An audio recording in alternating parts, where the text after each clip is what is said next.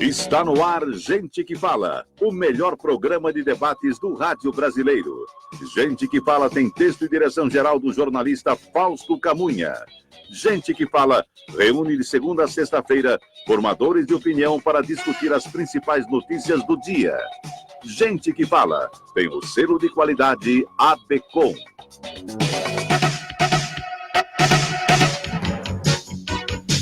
Olá, ouvinte do programa Gente que Fala, boa tarde, 12:02, seja bem-vindo, eu sou o Mauro Frisman, nós estamos no ar na Rádio Trianon AM 740 de São Paulo e Rádio Universal AM 810 de Santos. Você nos assiste pelas redes sociais, no Instagram e também no Facebook. Eu te convido para curtir as nossas páginas e acessar o nosso blog, é o gentequefala.com.br. Nós queremos a sua participação pelos telefones 3289-3580 e 5052-5555, as linhas abertas a partir de agora para suas perguntas aos nossos convidados de hoje, e eu os apresento a partir de agora. Aqui à minha esquerda, para você que nos vê pelas redes sociais, o advogado, o professor, escritor, doutor Leonardo Pantaleão, especialista em Direito Penal Econômico. Seja bem-vindo, doutor Pantaleão, ao Gente que Fala. Obrigado, agradeço aqui a presença, o convite para a presença, e é um prazer mais uma vez estar com vocês aqui para debater esses assuntos tão relevantes. Também conosco, aqui à minha esquerda, o secretário executivo da Polícia Militar do Estado de São Paulo, Coronel Camilo, seja bem-vindo. Mauro, bom dia, e bom dia a todos aí, é uma satisfação aqui discutir questões e também a segurança pública. Agora aqui à minha esquerda, o economista, sempre deputado, senador José Aníbal, do PSDB, seja bem-vindo, Aníbal, mais uma vez. Muito obrigado. Espero fazermos um bom programa. Faremos, sem dúvida. E aqui, à minha esquerda também, fechando a mesa, o advogado, doutor Arthur Rolo, especialista em Direito do Consumidor. Doutor Arthur Rolo, seja bem-vindo. Obrigado. Mais uma vez, um prazer estar aqui e debater esses temas importantes aqui da pauta. Início de semana e uma notícia triste para abrir aqui o nosso programa, antes dos nossos assuntos. A equipe do programa Gente que Fala lamenta o falecimento do ex-governador Alberto Godman, ocorrido ontem, de câncer neuroendócrino aos 81 anos de idade. O Godman foi deputado estadual por 2 vezes, presidiu a CPI sobre a invasão da PUC pela polícia em 1979, depois disso foi deputado federal por 6 mandatos, foi ministro dos transportes no governo Itamar Franco. Integrou o PMDB, o PCB e o PSDB, pelo qual foi eleito vice-governador em 2006, assumindo o governo em 2010, quando José Serra deixou o cargo para disputar a presidência da República. O velório de Alberto Godman está sendo realizado no Palácio 9 de Julho, é a sede da Assembleia Legislativa do Estado de São Paulo, até às 2h da tarde, e o enterro acontece logo em seguida, marcado para as 3h da tarde, no cemitério israelita do Butantã. Vamos ao primeiro tema de hoje, aqui do programa Gente que Fala, que é a pesquisa nacional feita pelo Datafolha, que aponta a erosão da popularidade do presidente Jair Bolsonaro. Em pouco menos de 2 meses, a reprovação do presidente subiu de 33% para 38% em relação ao levantamento anterior feito no início de julho. Diversos indicadores apontam uma deterioração de sua imagem. A aprovação de Bolsonaro caiu de 33% em julho para 29%. A avaliação do governo como regular ficou estável, passando de 31% para 30%. Nessa pesquisa, 2.878 pessoas foram ouvidas em 175 municípios brasileiros, nos dias 29 e 30 de agosto agora, com margem de erro de 2%. Doutor Pantaleão, dá para termos nesse cenário aqui uma leitura de que uma coisa é o governo e outra coisa é a imagem do presidente? O governo não cai tanto, a reprovação ao governo, quanto a imagem dele. Me parece que aqui essas questões de popularidade, elas alcançam também sempre aspectos sazonais, né? Dependendo daquilo que vai acontecendo no contexto social, nós temos aí problemas em que o governo vem sofrendo críticas pesadas, né? Agora mais recente, em relação às queimadas na Amazônia e daí por diante, e soma-se a isso também o próprio estilo do presidente Jair Bolsonaro, né? Ele tem um estilo em que ele não mede muito as palavras, na medida em que ele se manifesta com as pessoas. E mede também muito, tá sendo gentil. E ele então, claro, acaba atraindo para ele muita atenção. Aliás, alguns entendem até como um ponto positivo, porque enquanto ele atrai para ele especificamente a atenção, os ministros ficam um pouco mais à vontade para desenvolver os seus respectivos trabalhos. Mas acho que isso tudo é uma coisa que é do estilo dele, desde a época em que ele compunha casas legislativas. Ele nunca foi alguém que se preocupou demasiadamente com a opinião dos outros. Ele sustenta aquela ideia e vem mantendo esse mesmo padrão enquanto presidente da República. Coronel Camilo, sua avaliação, a imagem do presidente em queda contamina o governo Bolsonaro? Acho que não muito, viu? Isso fica mais restrito a ele mesmo, né? Eu acho que isso, eu concordo aí com o nosso professor Leonardo, isso é muito sazonal e depende muito daquele momento, do que ele fala nas redes sociais. Ele vai continuar falando, sempre falou, né, sobre isso. Eu acho que não contamina, né?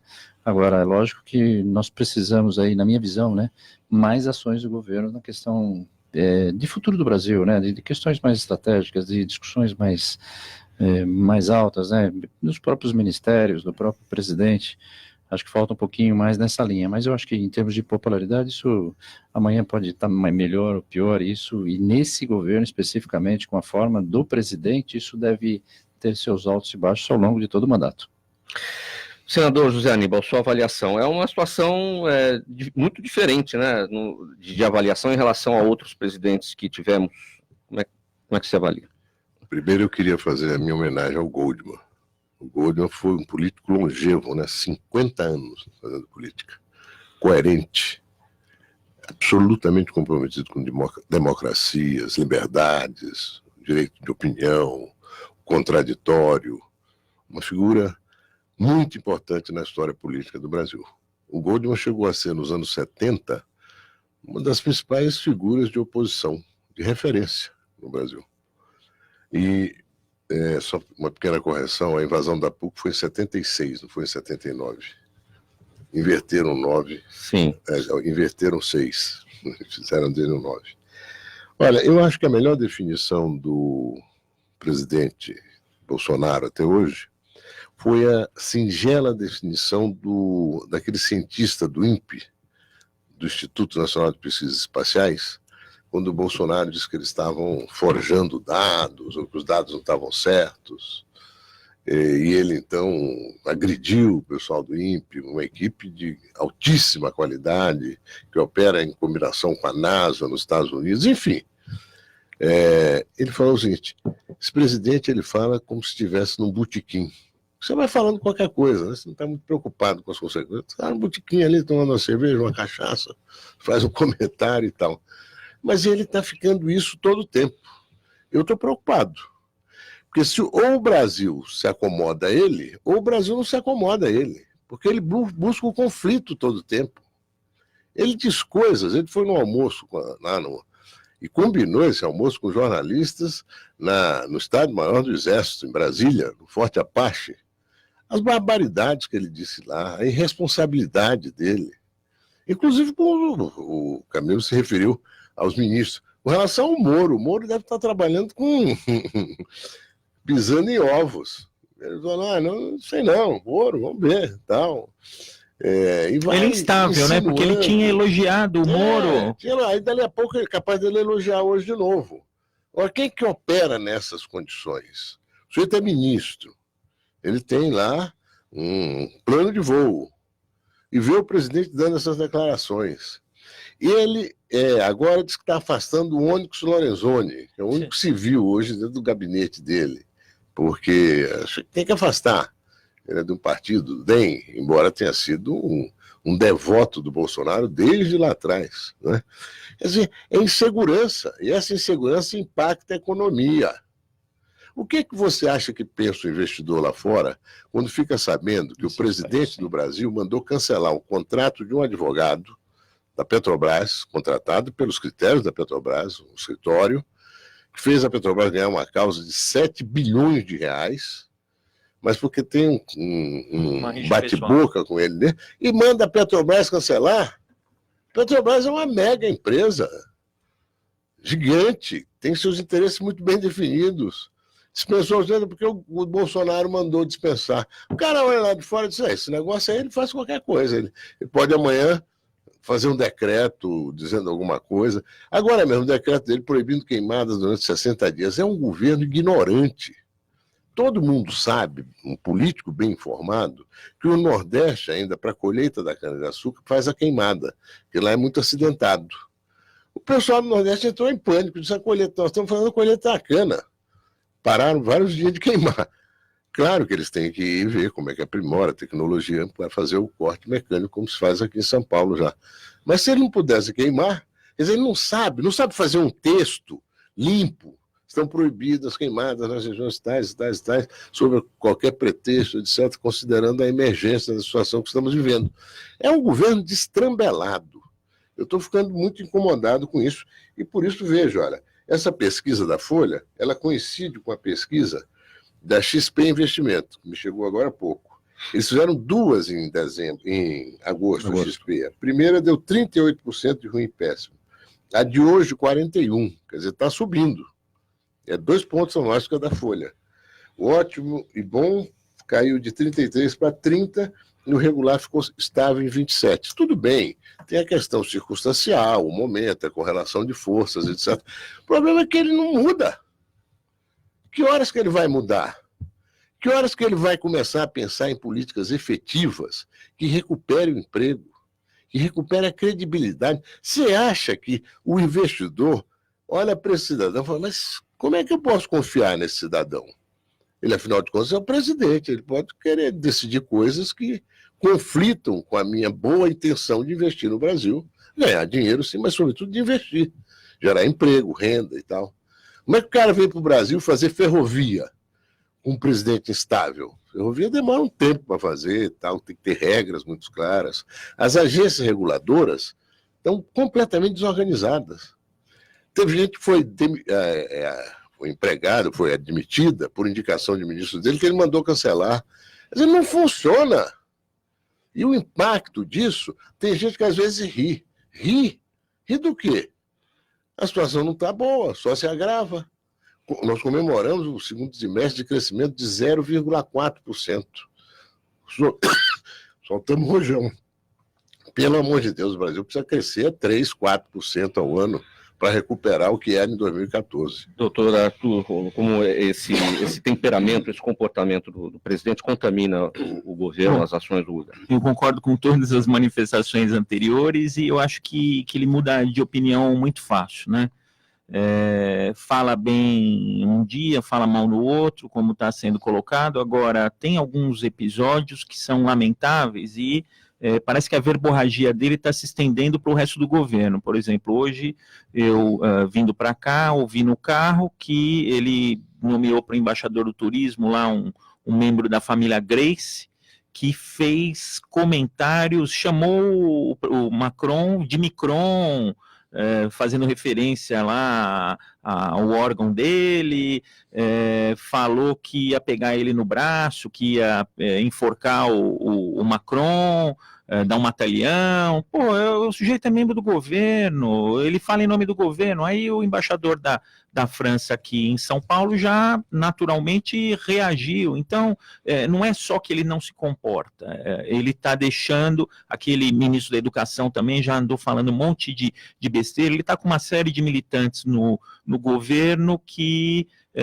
estão falando um monte de besteira e não estão agindo. Aí fica esse vai e volta, né? Primeiro, ninguém vai interferir na Amazônia. Aí os estrangeiros lá, principalmente a Europa, veio e falou: olha, se continuar desse jeito, não vamos comprar mais a carne. Aí os produtores de carne ficaram desesperados, teve que voltar atrás. Sabe, isso voltar atrás é importante, mas quando vai e volta atrás toda hora, isso perde a credibilidade. Eu acho que é isso que está acontecendo. Prometeu que não ia ter nepotismo, já está querendo colocar o filho na embaixada em Washington. Prometeu combate à corrupção, já tirou lá o superintendente da Polícia Federal.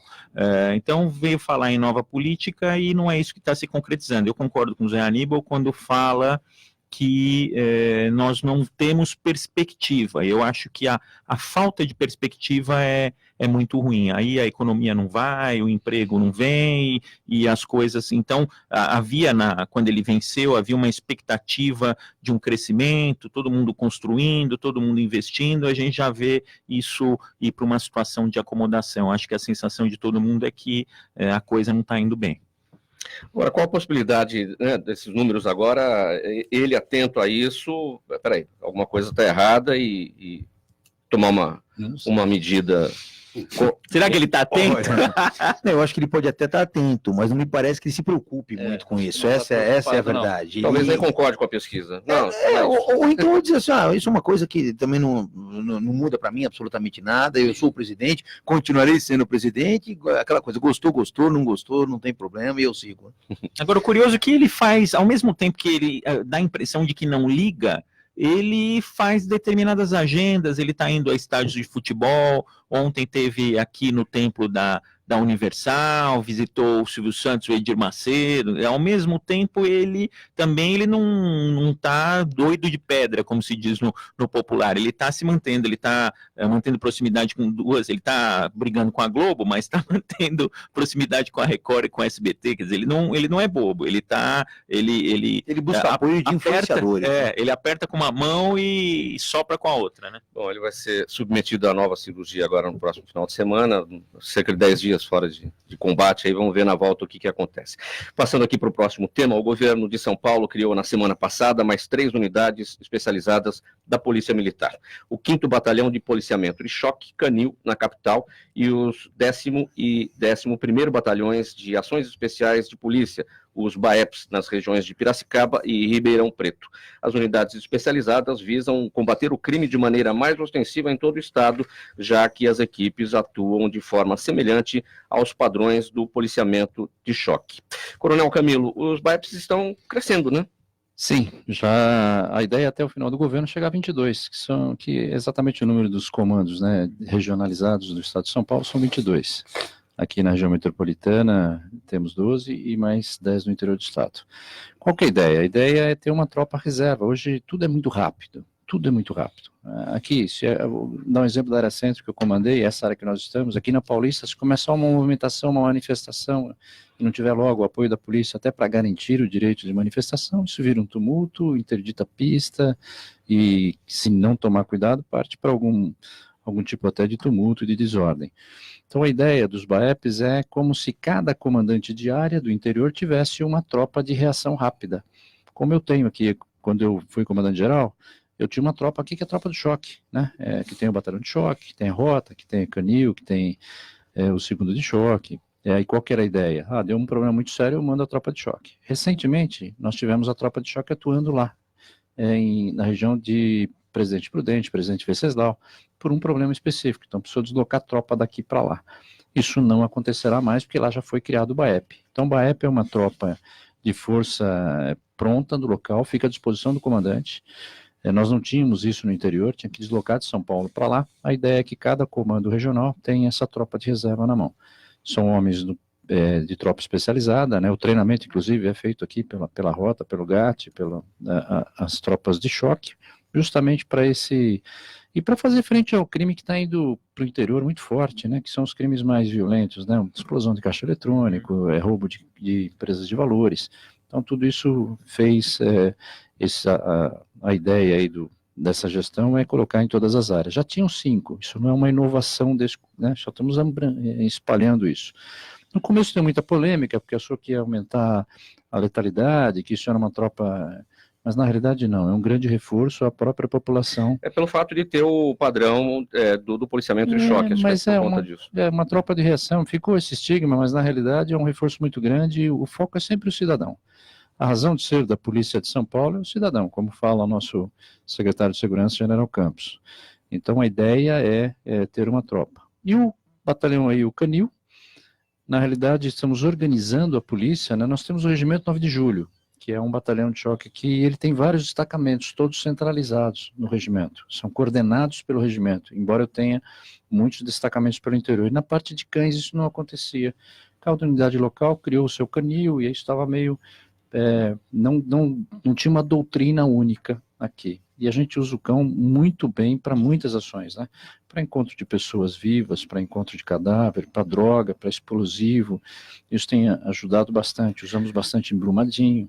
Então, qual que é a ideia? É agora fazer uma doutrina no estado todo com a criação desse batalhão de choque coordenado pela capital, mas descentralizado por todos os estados, por todos os municípios. Para esse crescimento, Coronel Camilo, é o 10º e o 11º BAEP, né? BAEPs, é um incremento. Isso significa o quê em relação ao efetivo? É realocar homens para esses batalhões ou trazer novos concursados, gente da fila? Na realidade, houve uma providência também desde o início do governo de maior contratação. Por causa da crise, os governos anteriores não fizeram a contratação de forma constante, como vinha sendo feito, perdemos efetivo.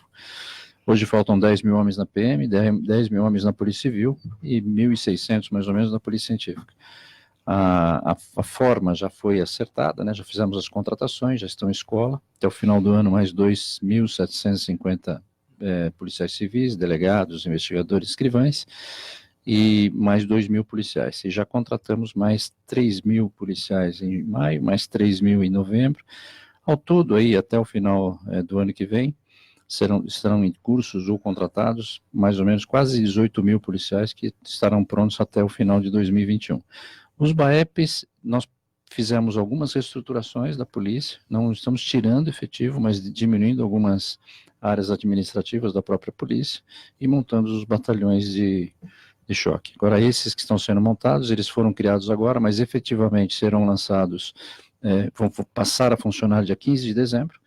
E por quê? Porque em novembro teremos a formação de 2.000 policiais militares. Então, a partir daí, nós vamos estar montando os demais BAEPs conforme as formaturas que virão. O que deu para enxugar, já fizemos, já montamos alguns, agora tem que depender do efetivo que está chegando.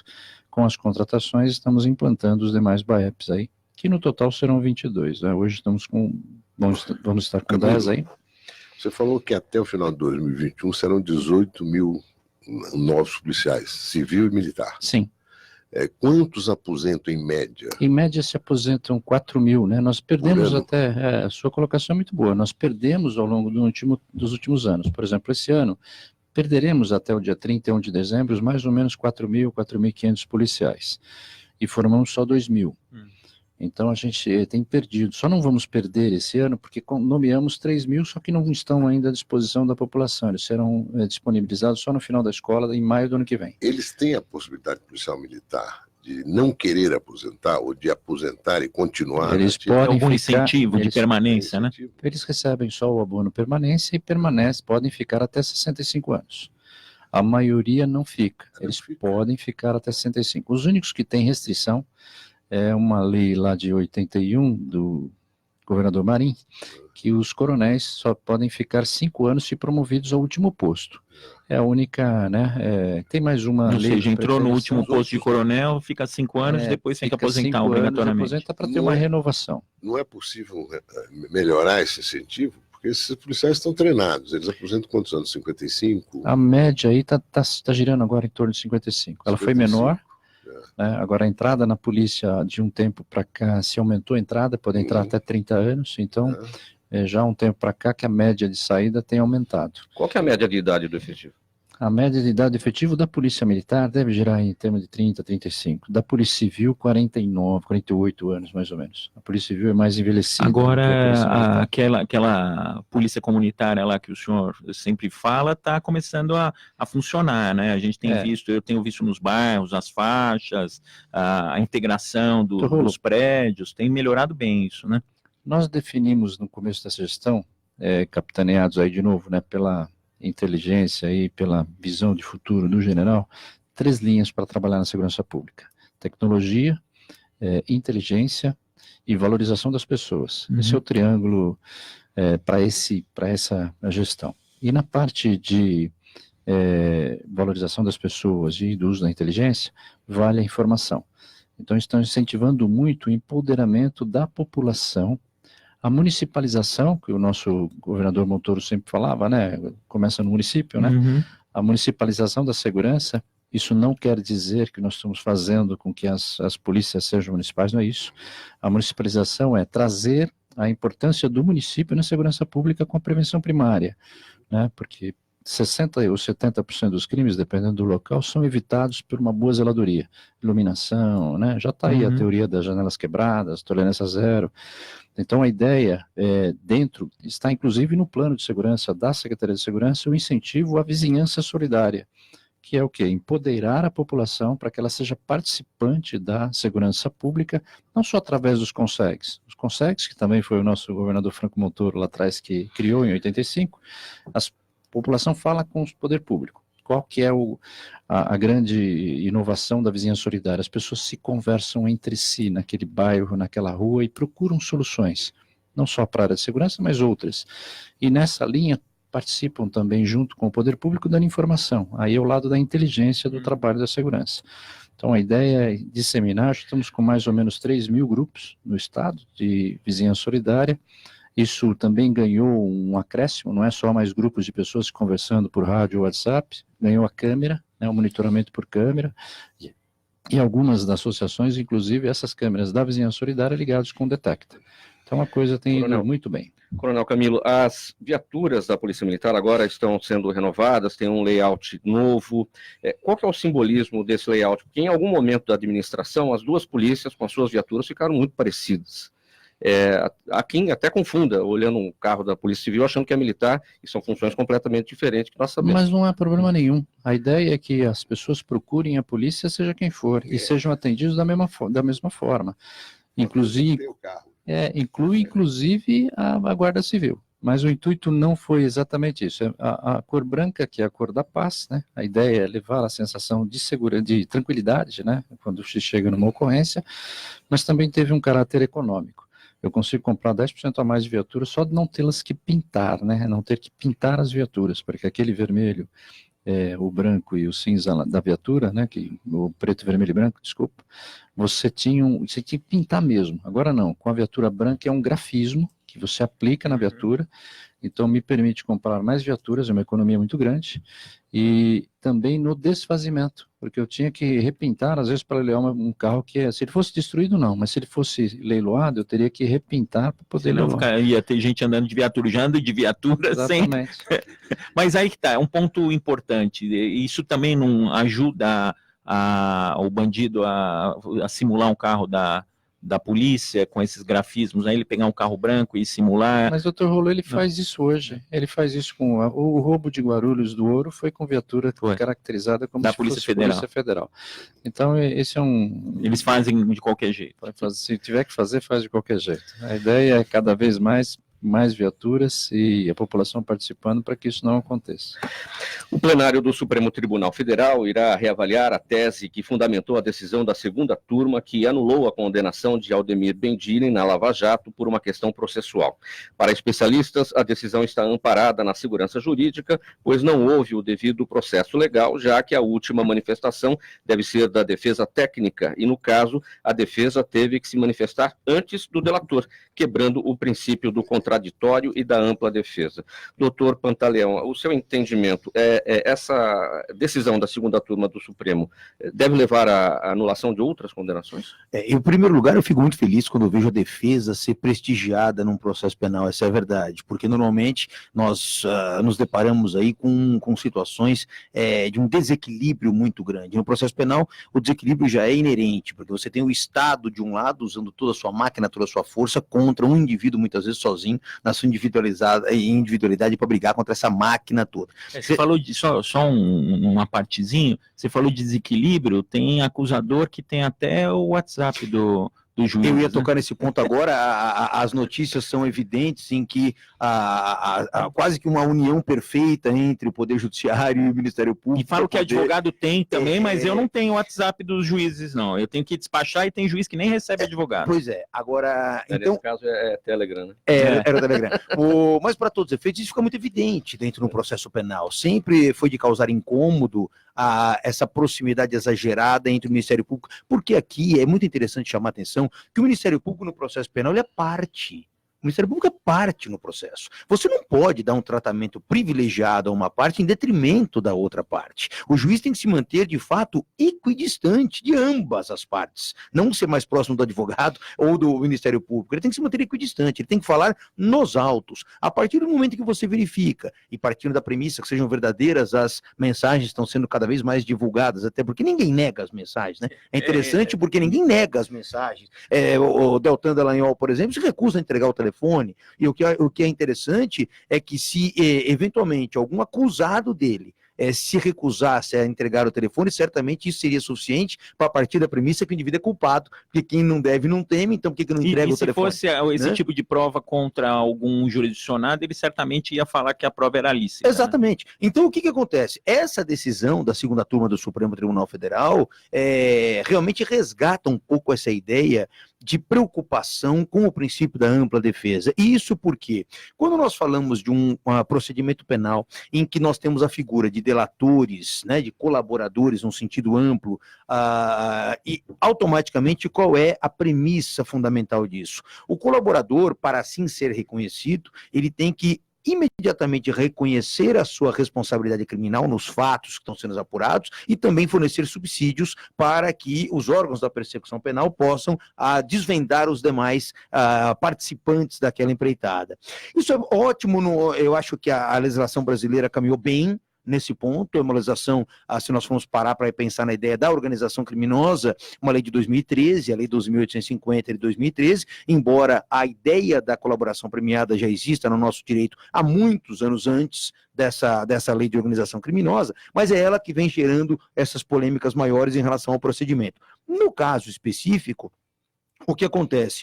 Existem vários réus dentro desse processo penal, e um dos réus acaba, então, que é acusado, mas ele também encampa a função de acusador, ou seja, ele também vai acusar pessoas que também figuram como réus, como tendo sido partícipes ou até coautores dessas infrações penais que estão sendo ali desvendadas. Então, para todos os efeitos, o que se defende, e é um princípio básico e democrático do processo penal e até de natureza constitucional, é que aquele indivíduo que sofre uma inculpação, ele tenha direito de se defender dela. Nessa questão especificamente, o que aconteceu? Nós temos ali diversos réus numa determinada ação, alguns dos réus se colocando na posição de colaboradores e, consequentemente, atribuindo responsabilidades criminais a outros réus. No caso específico, houve ali a faculdade de se oferecer as alegações finais do processo simultaneamente entre todos eles. E aí o que se discute é, a partir do momento em que eu tenho um corréu me acusando, eu tenho que ter direito a me inteirar do conteúdo daquela acusação dele para depois ofertar as minhas alegações finais, refutando aquilo que é dito contra mim. Como não aconteceu isso no caso, o Supremo entendeu por bem, então, reconhecer, e ainda vai ser discutido pelo plenário, essa nulidade. Agora, aquela pergunta de 1 milhão, doutor Pantaleão. O presidente Lula, ex-presidente Lula, ele pode ser solto com base nessa decisão? O Aldemir Bendini, ele já estava solto, né? Agora, o presidente está preso lá. Essa questão ainda vai depender, com base nessa decisão que ocorreu agora, acho muito pouco provável, pouco espaço para se busque uma liberdade por conta disso. É claro que isso virando um efeito cascata, nós não podemos esquecer que todos aqueles processos, não só do ex-presidente Lula, mas todos aqueles processos em que eventualmente foram maculados por essa irregularidade formal de cerceamento de defesa, podem sofrer os seus desdobramentos, inclusive o presidente Lula. Doutor Arthur Rolos, sua avaliação. Eu acho que está correta a decisão do Supremo, eu acho também que está na hora de prestigiar o direito de defesa, eu acho que é um leading case, como a gente diz, que é um caso que fixa parâmetros para outros casos de delação, embora a gente possa ter aí alguns processos anulados com essa decisão, daqui para frente todos os procedimentos vão ser regidos aí por esse novo julgamento, e aí vai estabilizar a questão, prestigiando o direito de defesa.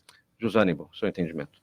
Olha, eu vejo que o Supremo está dando uma resposta a um questionamento que havia nos meios jurídicos e tal, e está dando uma resposta, ainda que seja uma turma, que me parece adequada.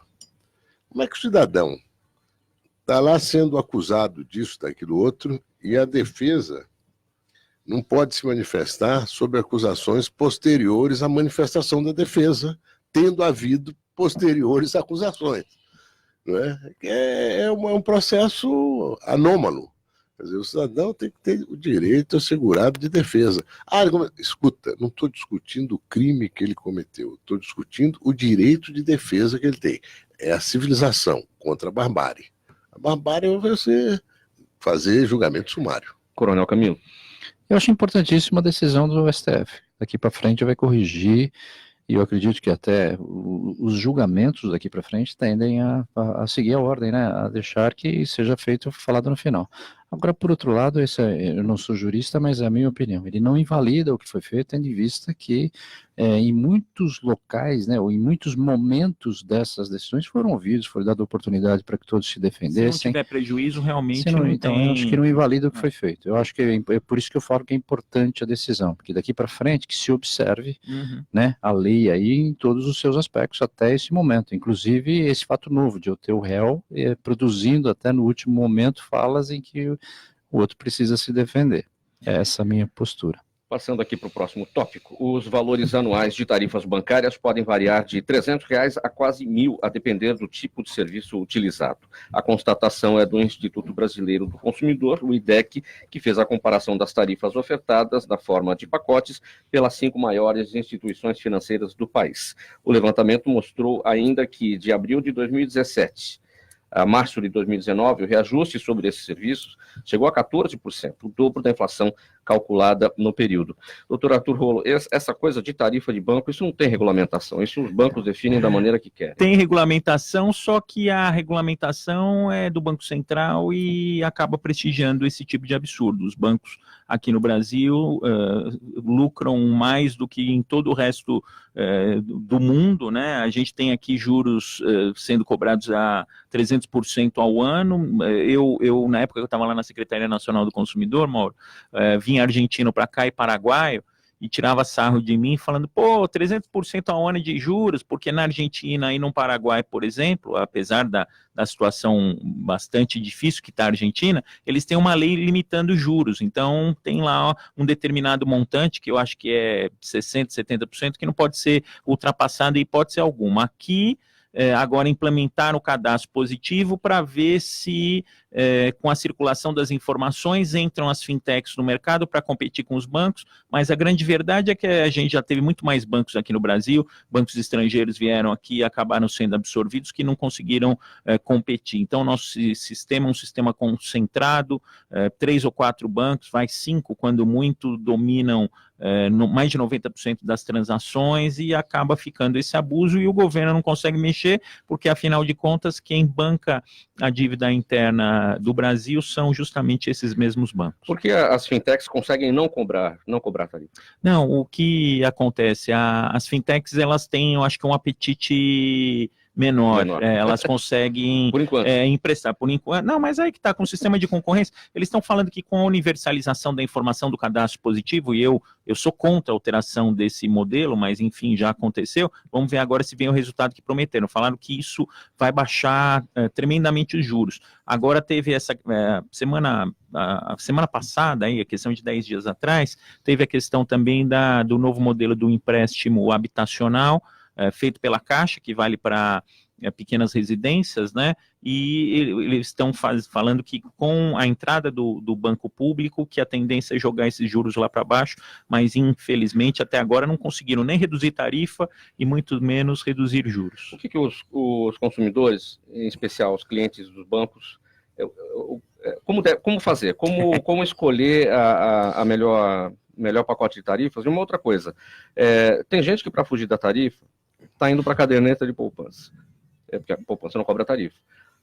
Só que os bancos estão dizendo, para você abrir uma poupança aqui, você vai ter que abrir uma conta corrente. Então, mas aí é a famosa venda casada, né? Isso não pode acontecer, condicionar a abertura de uma poupança, a abertura de uma conta corrente. Não pode acontecer, mas infelizmente os bancos fazem, né? E aí é o braço, por exemplo, a gente está falando da questão ambiental, mas essa visão do governo Bolsonaro em relação ao direito ambiental de não multar, ela vai também para o direito do consumidor. Hoje, quem está lá na Secretaria Nacional do Consumidor é uma pessoa que é do direito econômico, que vê a questão do mercado e não vê o lado do consumidor. E qual que é o nosso grande problema, Mauro? É concentração de mercado, é falta de concorrência. A gente tem 3 empresas aéreas, aí as empresas fazem o que querem porque o consumidor não tem para onde fugir. A gente tem 5 empresas de telefonia que prestam um serviço ruim, o consumidor não tem para onde fugir, e tem os bancos também, tem 5 bancos aí que dominam o mercado e a gente não tem para onde fugir. Olha, é talvez a maior concentração bancária do mundo. Se não for a maior, é uma das maiores, está entre as 10 maiores. E certamente em primeiro lugar em matéria de lucro, né? Então o que eles podem argumentar aqui, diz, não, olha, nós temos muitos serviços, muita gente, opera muita gente, isso tem um custo enorme. Eu desconfio totalmente disso, porque eu sei que outros sistemas operam com um custo muito menor do que esse. E é impressionante como eles conseguem manter isso, não muda. Vou dar um exemplo. Outubro de 2017, tem uma pessoa que trabalha na minha casa e eu conversei com ela, escuta, você usa cartão com frequência? Eu disse, uso, mas eu não parcelo. Eu pago todo mês. Inclusive, o senhor está me devendo R$50, 50 ou R$60. Eu falei, por quê? Porque esse mês, ao invés de me pagarem no dia 5, como é todo dia 5, me pagaram no dia 7.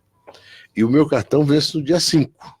É que pagaram ela com cheque. Ela sempre pediu para depositar dinheiro na conta dela no dia do vencimento. Pois bem, o cartão dela era R$620. Esse número eu lembro perfeitamente. Vencendo no dia 5 de outubro. Como foi cheque, o banco só acreditou ela 2 dias depois, o que também é um absurdo. Compensar. Isso é conversa fiada. Bom, eles ficam dividindo porque tudo isso entra no bolo, né? Ele um para cá, outro para lá e tal. Pois bem, cobraram dela R$679, 2 dias depois. R$59 a mais. Imagina se eles fazem isso com 5 milhões de brasileiros por mês. Quanto é que ganham os bancos no Brasil? Com 5 milhões de brasileiros, só eles ganham R$250 milhões. Só com atraso de pagamento de cartão de 2 dias, de né? 2 dias. Imagine. Juros de 10%. Isso é criminoso. 5% ao dia, é um absurdo. É uma loucura isso. Essa é uma outra página. E isso é dito e redito, olha, não acontece nada, o Banco Central ouve. Eu lembro quando estava o Michel Temer na presidência, eu estava no Senado, nós fomos conversar com ele sobre isso. Nós vimos um telefonema que ele deu para o presidente do Banco Central, mas não é possível esse juros do cartão de crédito, esse juros do cheque especial, que é uma invenção brasileira, né? Os bancos conseguiram introduzir no sistema econômico do Brasil o cheque especial. Dá corda para o consumidor se enforcar. Exatamente. E aquela história, a gente vê a taxa Selic aí, final do ano, deve chegar a 5%, é a mais baixa da história. Mas se é um governo liberal, o juro do crédito... Juro do cartão de crédito é 300% ao ano. Tem que estimular a concorrência. Abre, normatiza, estabelece limites, não é possível. E tudo é tarifa em banco, né? Até para compensação de cheques, olha, você só pode compensar 10 cheques no mês, mais que isso a tarifa já é de tanto. E não tem informação clara, que aí você não sabe como fugir dessas tarifas, porque se você tiver a informação, você vai driblando e vai fugindo dessas tarifas em algumas situações. E sem contar que é um contrato de adesão, você não pode discutir o contrato, né? Olha, eu paguei para ela os R$59 que ela teve que pagar. 59, 40, 600, só tem um jeito, viu? É concorrência mesmo. É concorrência do mercado. Incentivar as fintechs e não tem outra forma. Gente, é o seguinte, o eixo leste da transposição do Rio São Francisco, que corta Pernambuco e Paraíba, não resistiu à gambiarra oficial. O trecho foi inaugurado às pressas por Michel Temer em março de 2017, logo em seguida, de maneira simbólica, por Lula e Dilma Rousseff. A transposição é a maior obra hídrica do Brasil e seu orçamento saltou de 4,5 bilhões para 12 bilhões de reais. A água sumiu há 5 meses e parte da região continua sendo abastecida por carros-pipas. Senador Zé Aníbal, trecho inaugurado às pressas por Michel Temer em 2017. Ainda dá voto inaugurar obra em véspera da eleição, em ano anterior ou em ano de eleição? Parece que sim, mas eu acho que o eleitor já está muito atento a isso, né? Quando ele vê que, até quando inaugura a véspera, é uma obra de longo de longa duração para ser concluída e tal, ele sabe entender. Agora, quando ele vê que os governos se mobilizam mais no ano da eleição, para fazer mais coisa, para isso aqui, mas assim no mundo inteiro. Eu estive em Paris há uns 4 meses atrás, a prefeita de Paris, que é candidata ao ano que vem à reeleição, ela está fazendo milhares de obras na cidade. Todas elas para estimular o uso do pé para andar, como meio de locomoção, andar a pé, trem e metrô. Até o ônibus está sendo preterido. Eles estão encurtando as ruas e aumentando as calçadas. E aumentando a área para as pessoas poderem andar, etc, etc. Mas, enfim, de qualquer maneira, nesse caso aqui, sabe que isso me surpreende. E eu conheço que isso é verdadeiro. Né? 4 meses sem água. Então, sendo abastecido por carro. 5 meses. Agora, eu achei que era uma solução enfim, viável e permanente, que não ia ter essa sazonalidade. Né? Agora, me surpreende muito. Então, para a população ter tido a água e não ter mais é uma frustração, é um desânimo com o Brasil. Chegar a cogitar, dependendo de como a obra fosse feita, que fosse até secar o Rio São Francisco, né? Agora, porque isso tem todo um estudo de impacto. Então, mas tem uma questão sazonal aí, ou tem a ver com essa pressa da inauguração, isso levou o problema, a obra, tal da gambiarra oficial que essa reportagem tratou? A reportagem saiu hoje, provavelmente agora a imprensa vai procurar ver exatamente toda a dimensão desse problema. Né? Ele colocou aqui com a questão rolo, que tem estudos que dizem que o São Francisco não suporta isso. O São Francisco como ele está hoje, degradado nas suas nascentes, etc, etc. Eu fico, às vezes, quando eu penso num negócio desse, não é possível. Deus tem que ser brasileiro.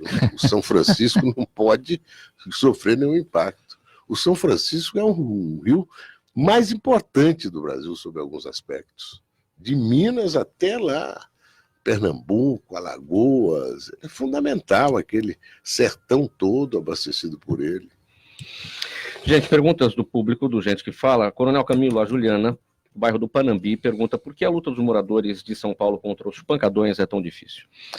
É tão difícil porque, viu, Juliana, eles acabam sendo aceitos por uma boa parte da comunidade onde eles acontecem. É lógico que aquela turma ali que não consegue dormir, e eu sou um dos defensores, né, criei a lei dos pancadões no município, no estado. A polícia faz, desde o início da gestão, nós fazemos uma ação em conjunto com a coordenadoria da PM, a Guarda Civil, a parte social também, cerca de 200 ações por final de semana. Nós temos entre 300 e 400 pancadões por final de semana. Nossa, você evita aqui tudo isso, só na capital de São Paulo, né? Ou seja, é muita coisa e é muito dinâmico. E você tem que atuar por antecipação, não tem como chegar 2 horas da manhã com 1.000, 2.000 pessoas. Né? Então, a mobilidade é muito fácil, né? Ou seja, eles mudam de lugar, é muito dinâmico, mas tem vencido. Quando há, principalmente, voltamos de novo ao município, quando existe uma participação forte do subprefeito, e vou dar um exemplo aqui, e desculpe, me esqueci o nome do subprefeito, mas de cidade de Tiradentes, lá tinha 40, 50 por final de semana, já reduziu aí para... Agora, era o Oziel. Oziel, esse menino mesmo. Nossa, é fantástico esse menino. Ele participou junto com a polícia, quando dá o apoio, todo mundo tá... Porque é uma ação conjunta, né? Lembrar que o pancadão, ele não é um problema de polícia de pronto. Ele começa com um problema social, né? Falta de equipamentos para os jovens se divertir. Na sequência, é a falta da postura do município, porque show na rua é problema municipal, né? Uso e ocupação do solo. O barulho na rua também, postura municipal, poderia ter sido evitado por município. Depois entramos com comércio regular de bebida para maiores, é o comércio regular na rua, não é crime. É lógico que na sequência eu tenho bebida para menores, que é crime, sexo com menores, droga, mas isso é o evoluir, né, daquela situação. Se combatido logo no início, ou seja, essa ação conjunta fosse feita, e aí mora um problema, né, que é esse entrosamento funcionar adequadamente, isso é que precisa. Nessas ações, Juliana, tem dado certo, tem diminuído, nós chegamos a ter quase 600 na capital quando eu era comandante da PM, era um absurdo, agora reduziu, estamos 400, entre 300, 350, 400, dependendo do final de semana, só para ter uma ideia, aumento em 5.000 quase as ligações, né, sexta, sábado, domingo, só pela questão de pancadão. E a polícia tem que agir no início, porque depois, se for 2 horas da madrugada, né, não deu a chance de agir, não adianta chegar 2 horas, vai ter confronto, vai ter efeito moral, não tem como dispersar. Mesmo o que porque é feito com o equipamento? É apreendido e levado para a subprefeitura, é apreendido. Ou seja, Se vocês aprenderem 100 por cada semana, 100 equipamentos apreendidos e eles Sim, mas eles fazem outro, bolam, né, outro. e bolam outros, normalmente usando um veículo, né, mas muitas vezes eles colocam um som no veículo que vale muito mais do que o próprio veículo, e é lógico, a polícia aprende o veículo quando acaba conseguindo pegar, mas hoje a gente tem em alguns lugares, né, principalmente em algumas comunidades, existe aí vamos dizer assim, uma cooptação da comunidade que também entende aquilo como um grande show, né? Então existe uma dificuldade, viu, Juliana? Mas está caminhando bem. Eu diria que já caminhou muito melhor do que já foi o combate aos pancadões em São Paulo. Isso tende a melhorar com a participação de todos, como acontece nessa região do Morumbi.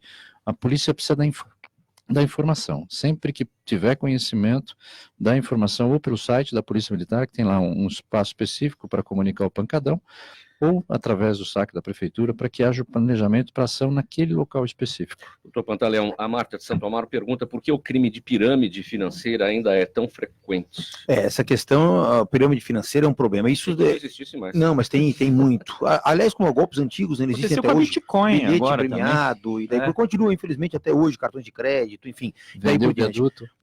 Mas por que isso acaba acontecendo? Por um motivo muito simples. Esbarra novamente num problema social. A expectativa que as pessoas têm de um ganho rápido, fácil, de obter ali vantagens de 15%, 20% de rendimento ao mês. Então, exatamente essa a expectativa. E não que todo marketing multinível seja criminoso, não é isso. Mas isso guarda uma relação muito grande com o marketing multinível, que você tem que trazer cada vez mais pessoas, porque daí a base vai alimentando a parte de cima. Mas uma hora que arrebenta. A pano de fundo é a perspectiva de se ganhar muito mais do que o próprio mercado oferece em termos de instituições financeiras. Eu não posso perder, né? Nós precisamos voltar a pensar na educação, não tem como, né? A educação nos seus dois vertentes, né? Ou seja, o ensino técnico e a internalização de valores. Quem entra na pirâmide perde dinheiro porque quis ser mais esperto, né? Quis obter uma vantagem, né? Doutor Rolo, o Wagner de Diadema pergunta o que pode fazer o cidadão que precisa dos remédios de alto custo que não são mais disponibilizados nos postos de saúde. Entrar com ação judicial, né? Normalmente a justiça vem dando, só que o que acontece é que muitas dessas decisões judiciais, infelizmente, Wagner, não vêm sendo cumpridas. Você ganha, mas não leva, porque aí o Estado alega lá, tem uma teoria que chama a teoria da reserva do possível, né? Ele fala, eu não tenho condição de dar medicamento e aí, pura e simplesmente, não entrega. Eu tenho até caso que eu tenho a decisão e o Estado não está cumprindo, não está entregando medicamento, não é nem um medicamento de alto custo, é uma insulina um pouquinho diferente, não é, a gente tem medicamento de alto custo aí que custa mais de 500 mil reais por mês de tratamento, então o negócio é entrar com ação e exigir aí o cumprimento por parte do Estado. Senador Aníbal Jaime, do Jardim Bonfilholi, pergunta qual é a estimativa de prejuízo do governo do Estado com as obras que estão paralisadas. Eu não tenho essa estimativa, não. Teria que ser aí, enfim, o pessoal da área técnica do governo, da fazenda, do planejamento, que pode responder a isso. Eu queria fazer uma observação sobre aqui apenas 7 ministérios e órgãos escapam do corte no orçamento. Os ministérios que vão ser mais cortados são turismo, mulher, família e direitos humanos, Minas e Energia, infraestrutura e meio ambiente. Minas, energia e infraestrutura, isso aí depende de credibilidade, de governo, do país, de regras do jogo, claro, para que o investimento venha. Aliás, a grande expectativa em matéria de infraestrutura é do investimento de fora. O mundo está encharcado de dinheiro. Fala-se em 15 trilhões de dólares girando a juro negativo. Então, é preciso atrair para a infraestrutura e energia. Agora, turismo é o Brasil que tem que investir. Turismo é negócio. Se você investe e traz, o dinheiro vem. São Paulo tem essa experiência viva. São Paulo é a capital, Rio de Janeiro, grandes eventos, dão resultado, lucro. A polícia é mais demandada, todo o serviço, mas o resultado do ponto de vista fiscal para o Estado, para a economia, para o comércio, para o serviço, é ótimo. A mesma coisa, a questão de direitos humanos. A gente vê, o país que tem hoje imagem ruim em matéria de direitos humanos... Repercute em tudo, repercute no turismo, nos produtos, nas exportações. E o outro, meio ambiente, cortar 30%. Meio ambiente a gente está vendo aí agora. Quer dizer, estão cortando errado. Faz o seguinte, corta certo, cria credibilidade, traz o investimento e deixa esses ministérios com os recursos necessários. E não abre mão, porque está Pra não cortando ficar. aqui dinheiro do meio ambiente, fora Claro. o dinheiro que ele devolveu para a Alemanha e para a Noruega, né? E já dá para ter um desenho aqui com esses números, né, senador Aníbal? O desempenho da economia para o ano que vem, com isso aqui. Isso aí não vai, né? Essa coisa com a Noruega eu considero a briga mais estúpida desse governo. Eu já repeti aqui. A Noruega tem um fundo derivado do petróleo que ela descobriu em 90, começou a explorar em alto mar, de 1 trilhão e 100 bilhões de euros. É 5 trilhões de reais. Eles são donos de 1,6% de todas as bolsas de valores do mundo, inclusive de Chicago, do mundo inteiro. Eu brigo com esse cidadão que quer investir aqui, primeiro no fundo da Amazônia. Eu tenho que trazer ele para investir 20, 30, 50 bilhões de euros em saneamento. Abre isso. Isso é saúde para a nossa população. Fica brigando, o moleque lá brigando e tal. Coronel Camilo, 10 segundos para uma resposta aqui, para uma pergunta do Marcos de Pinheiro. Sua avaliação sobre o decreto das armas, que possibilitará o acesso às armas a cerca de 20 milhões de pessoas. Eu acredito que o controle de armas ele tem que exercer. Agora, eu não dá tempo agora, concordo com alguns itens e discordo de outros, né? Mas precisa ter o controle de armas e as pessoas, principalmente na área rural, têm que ter a condição de andar de arma, inclusive em toda a propriedade. Sua despedida em 10 segundos, coronel. Agradeço muito, você, cidadão de São Paulo, pode participar, pode ajudar na segurança pública, conheça o Conseg do seu bairro, participe do programa Vizinhança Solidária, conheça o policial do seu distrito, conheça o policial que faz a rádio patrulha na sua rua. Doutor Pantaleão, sua palavra final. Quero só agradecer mais uma vez pelo convite, uma satisfação estar presente, Coronel Camilo, Zé Aníbal, Arthur Rolo, debatendo sobre sistemas de grande relevância e aprendendo cada vez mais com essas pessoas que conhecem muito as suas áreas. Doutor Rolo. Agradeço também a oportunidade. Eu tenho um site de informações de direito do consumidor, que é o www.dicasdeconsumo.com.br, para quem é um site institucional de informações de direito do consumidor, quem quiser saber mais. Senador Aníbal. Olha, muito obrigado pelo convite.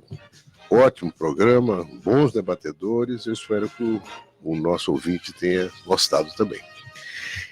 Eu agradeço a todos vocês, em nome da equipe do programa Gente que Fala, pela presença, pela gentileza conosco aqui, o Coronel Camilo, o doutor Leonardo Pantaleão, o doutor Arthur Rolo e o senador José Aníbal.